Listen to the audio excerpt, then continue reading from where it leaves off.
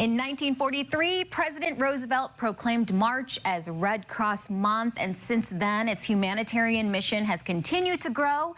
Here to talk about it is Diane Peters-Wynn. She's the CEO of the Hawaii chapter of the American Red Cross. Always a pleasure to have you with us. Thank you, Bridget. Exciting to be here. So, Diane, this is a month-long celebration, right? But before we get to ways people can participate, let's talk about the Red Cross's impact on our island community.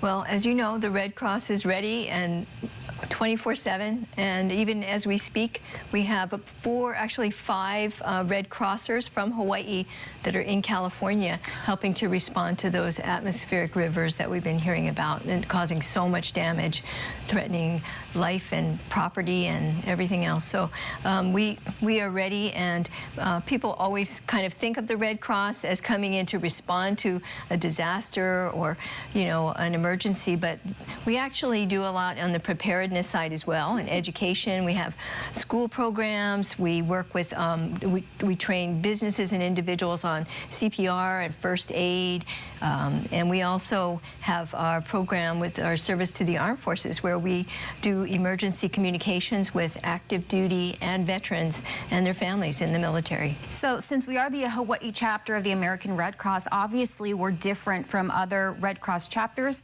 We're an island. We're so isolated, the most isolated landmass in the entire world. So are there any particular challenges that the American Red Cross has, the Hawaii chapter has, that perhaps other chapters don't?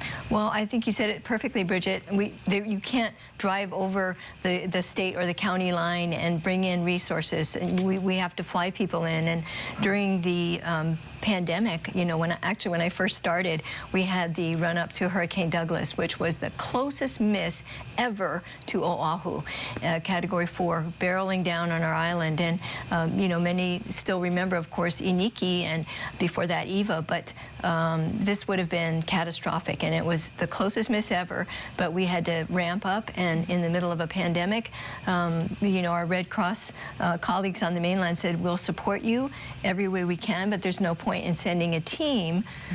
They'll just be, you know, sequestered and quarantined in a hotel, so we're going to support you remotely. And so what we have on the ground is what we have, whether you're in Hana, Hanalei, Ka'u, or Hau'ula.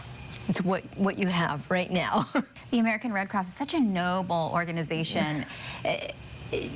Do you, if someone wants to perhaps volunteer, maybe even donate to the cause, how can they do that? Absolutely. The easiest way is just to go on our website, so that's redcross.org/Hawaii, redcross.org/Hawaii. You can, as you said, become a volunteer. We need volunteers all across, not just shelter volunteers, but in all different fields and ways they can help, as well as donate. So our giving day is next week, Wednesday, the 22nd. So next week, Wednesday. I want to be sure and mention that if your listeners and your viewers can dig deep and really help us. We need all the help we can get. All right, Diane Peters-Wynn, thank you so much for being with us and letting us know about March being Red Cross Month. Well, thank you for having me. I'll send it over to you.